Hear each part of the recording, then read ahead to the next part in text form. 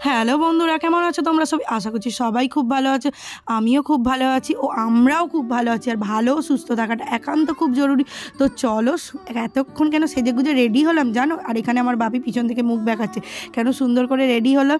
সুন্দর করে না, এই গরমে যাই সাজবে সব গলে যাবে, কারণ রেডি হয়ে আমরা বেরিয়ে গেছি। আমি, ভাই, মা, তিনজনে অনেক দিন পর বেরিয়ে আজকে একটুখানি ঘুরতে যাব বলতে মায়ের তো তোমরা জানো, তোমাদের বলেইছিলাম খুব শরীর খারাপ করেছে, সেই জন্য ভেবে রেখেছিলাম আমাদের এখানে মাচণ্ডীর কাছে একটুখানি মায়ের জন্য পুজো দিতে যাব।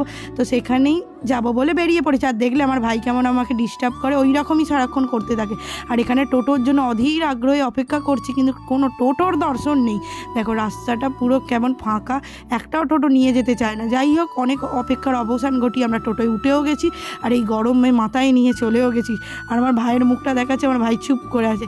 আর এই আমি উল্টো দিকে বসেছি আর ওরা ওই পাশাপাশি বসেছে। এবার যাব, গিয়ে ধূপবাতি কিনবো। এখানে ধূপবাতি কিনে তারপরে চলো দেখাচ্ছি মন্দিরে।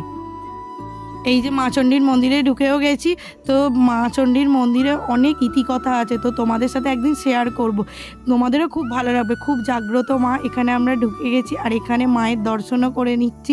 সন্ধেবেলা আরতি হবে, সেই দর্শনটা করে নেব। সারা মন্দির প্রদক্ষিণ করে ধূপবাতি জ্বালা হয়ে গেছে, এমনকি যেখানে বলি হয় সেখানেও ধূপবাতি দেওয়া হয়ে গেছে। আর ওই যে মা দাঁড়িয়ে আছে, আর দূর থেকে মায়ের দর্শন, দুই মায়ের দর্শন একসাথে করিয়ে দিলাম। তো চলো মায়ের দর্শন করে এবার বেরিয়ে যাব।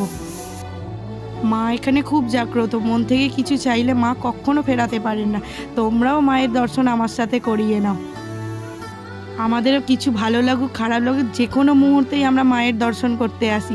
তো চলো বেরিয়ে পড়েছি। এবার আমরা খাবো হচ্ছে ফুচকা। বহুদিন পর, বহু প্রতীক্ষিত ও সময়ের পর আমরা ফুচকা খেতে দাঁড়িয়েছি। আর ফুচকাটা ভীষণ ভালো ছিল। আর এইখানে ফুচকাটা খেয়ে আমরা অনেক কিছু কেনাকাটা করে বাড়ি যাওয়ার উদ্দেশ্যে চলে এসেছি। ভালো লাগলে লাইক, কমেন্ট, শেয়ার করো।